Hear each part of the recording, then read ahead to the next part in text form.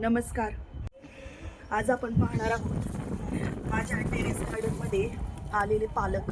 इथं मी लसणामध्ये पालकाचं 2-3 बी टाकलेलं आहे होतं आणि याला बघा ते छान असा पालक आलेला आहे.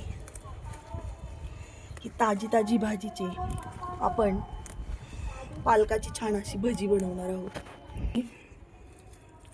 कोणतंही केमिकल न वापरता ऑर्गॅनिक पद्धतीने अशा भाज्या भेटल्या की इतका आनंद होतो.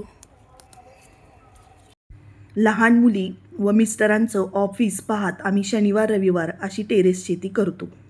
ताजा पालक मिळालेला आहे. यानंतर आपण ओव्याचं पानं टाकून मला दाखवते.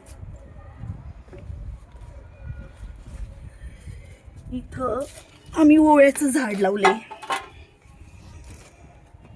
ह्याची पानं अशी छोटी छोटी तोडून घ्यायचीत. ह्याची तुम्ही भजी बनवू शकता. मी आज ह्याची भजी बनवणार आहे.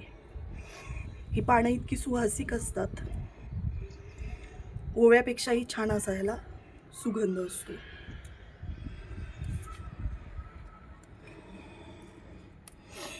त्याचबरोबर भरपूर गुणकारी आहेत ही पानं.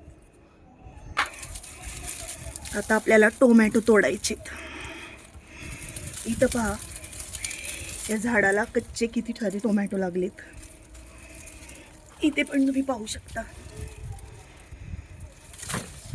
6 महिन्याची साधारण झाडं झालेली आहेत. भरपूर सारे टोमॅटो सापडले त्याला. आणखी फळ लागतच आहे.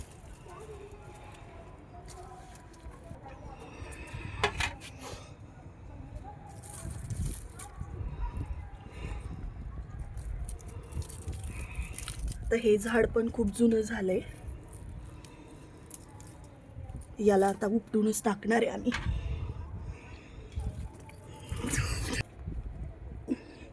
वांग्याला पण पहा किती छान अशी वांगी आलेली आहेत. दर आठवड्याला ताजी ताजी कुठलंही औषध न फवारता अशी छान वांगी भेटतात आम्हाला.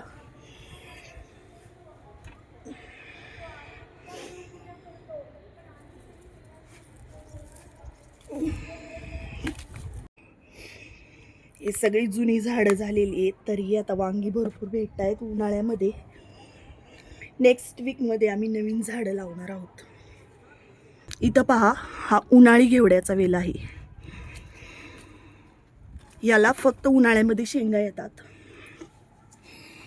याचे मी 2 ते 3 वेल लावलेले आहेत. आत्ता याला फुलं लागलेली आहेत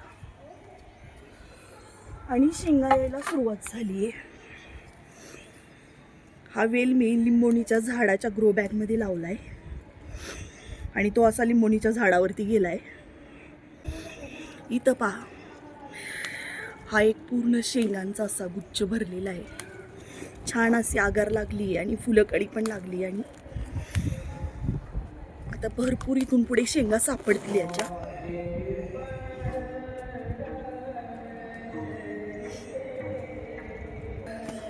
आम्ही इथं प्रत्येक ठिकाणी एकाच ग्रो बॅगमध्ये दुहेरी पीक कसं निघेल याचा प्रयत्न केला आहे.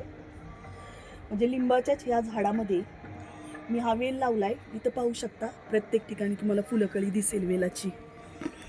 हा वेल झाडावरती जाऊन चांगले शेंगाई यायला लागले त्याला. आणि लिंबई पहा, भरपूर झाड असं लिंबांनी भरलेले. आत्ता याला लिंब यायला लागलेत. आमचा असा प्रयत्न आहे की म्हणजे एकाच बॅगमधून जास्तीत जास्त उत्पादन कसं मिळेल.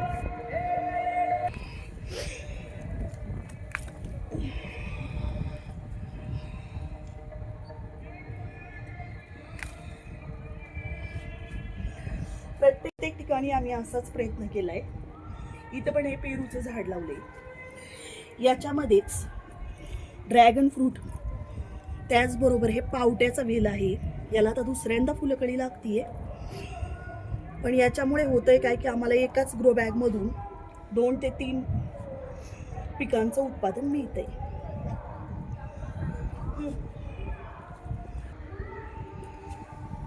याचबरोबर इथं चिक्कूचं झाड लावलंय ह्या मोठ्या ग्रो बॅगमध्ये.